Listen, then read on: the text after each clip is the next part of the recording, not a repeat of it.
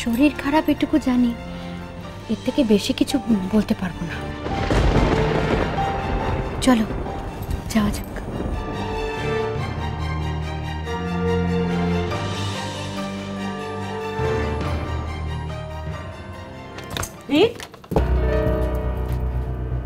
আশ্চর্য, এ ঘরে তো নেই। এত রাত অব্দি বাইরে কি করছে? নাকি অন্য কোনো ঘরে?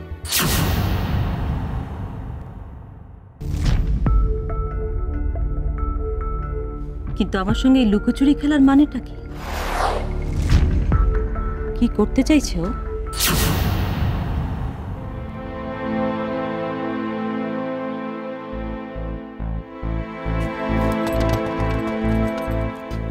এখানে কি, কার ঘর এটা?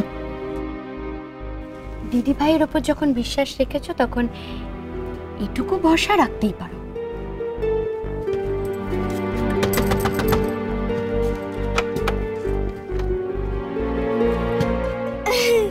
জয় রাধে।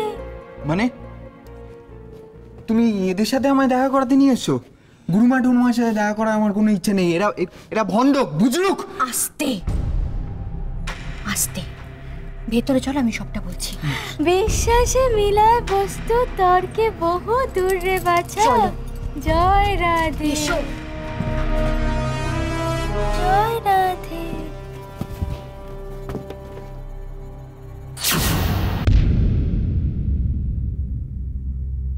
কোনো মানে হয় এসবের? তুমি এদের বিশ্বাস করছো, ভরসা করছো?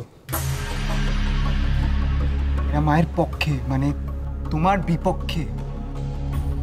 এদের কথায় মা উঠছে বসে। উঠছো কোথায় বাচ্চা? বসো। এবার তো তুমিও আমার কথায় উঠবে আর বসবে। না, কখনো না। জয় রাধে। মা,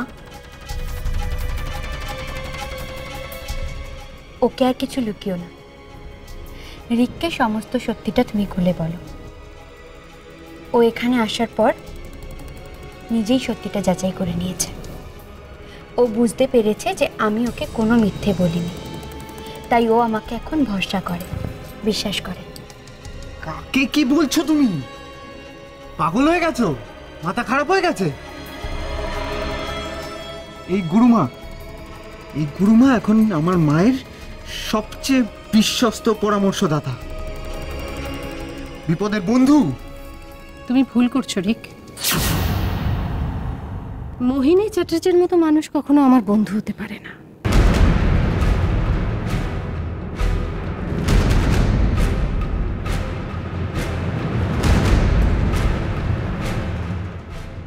কে আপনি?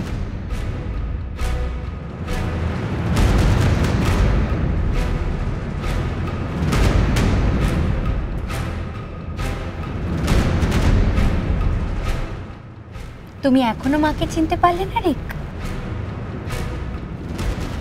গুরুমার বেশে এই মানুষটি আমার মা। আর ওই যে ও হলো ফুলকি।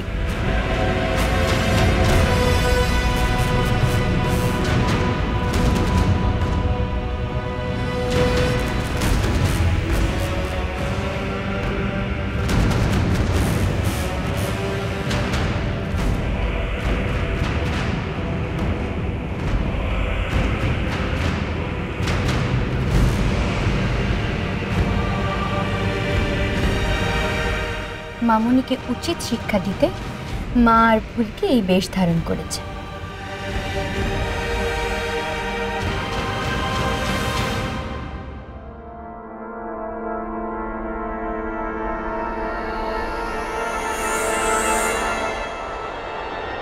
বুঝলাম,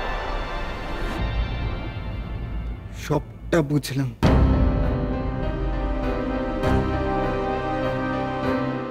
কিন্তু আপনি পারবেন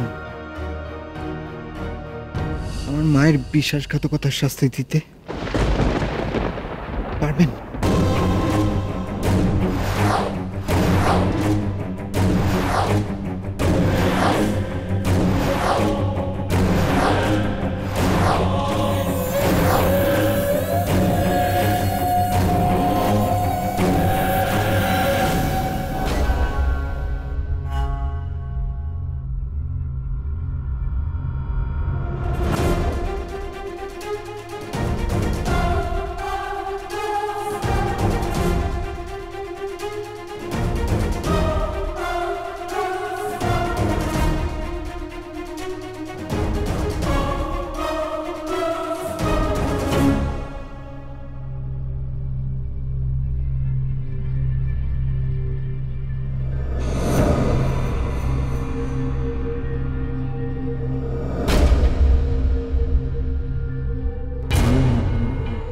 একে বলে কর্মফল।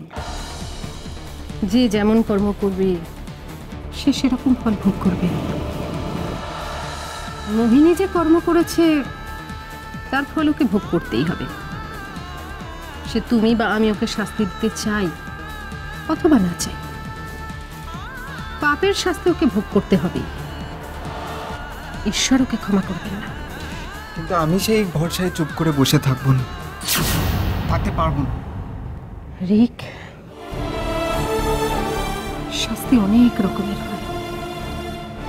মনের মধ্যে গভীর অনুশোচনা, সেটাও কিন্তু কম বড় শাস্তি নয়। তবে হ্যাঁ, মোহিনীর মতো বিপজ্জনক মহিলাকে আমাদের আটকাতে হবে, না হলে ওর থেকে অনেকের ক্ষতি হয়ে যেতে পারে। মায়ের বিশ্বাসঘাতকতার জবাব দেওয়ার জন্য আমি সব কিছু করতে পারি। মা, মামুনি কি করতে চাইছে সেটা তো বললে না। এই মুহূর্তে মোহিনী কলকাতায় একটা বাংলো বাড়ি কিনতে চায় এবং সেই জন্য ও এই বাড়িটা বিক্রি করে দিতে চায়। এটা মা নিজে বলেছে আপনাকে? হ্যাঁ, আপনি শুধু এই বাড়িটা কি করে তাড়াতাড়ি বিক্রি করা যায় সেই ব্যবস্থা একটা করে ফেলেন।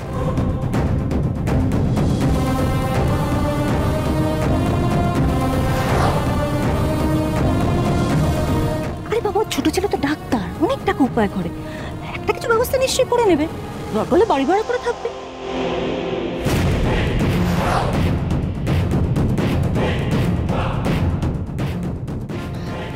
আমি কিছুতেই হতে দেব না, যে কোনো উপায় এটাকে আটকাতে হবে মা। আমি একটা উপায় ভেবেছি, সেই কারণেই তোমাদের সবাইকে আমি আজকে এখানে ডেকেছি। কি উপায় মা?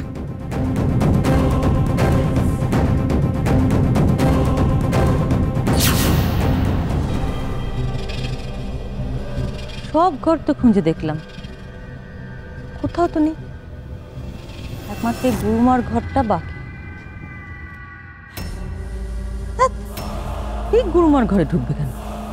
না আছে ভক্তি, না আছে ভয়, ও যাবে।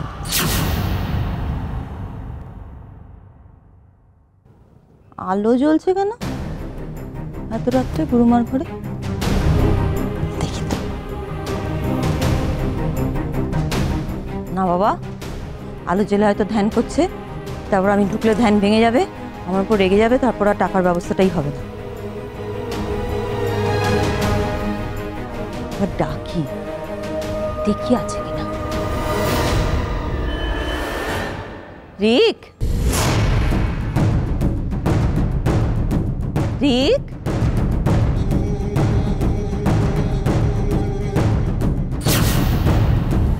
অ্যাকশন দেখছি, দাঁড়ান দাঁড়ান। কত পাতা? এক মিনিট হ্যাঁ। কিছু বলতে? কেন, এমনি আসতে পারি না? না না, তা কেন? আমি বলছিলাম আমি আপনাকে একটু পরে ফোন করছি। হ্যাঁ, পরে। সরি, যদি ডিস্টার্ব করে থাকি আমি তাহলে পরে। আরে কেন এভাবে বলছিস? বল, কি বলবি বল। বললাম তো কিছু বলার জন্য নয়, আমি আমার মায়ের কাছে এমনি আসতে পারি না। এগুলো কি গো? শরীর মনে হচ্ছে, দেখি দেখি। তোমায় ছাড়া ঘুম আসি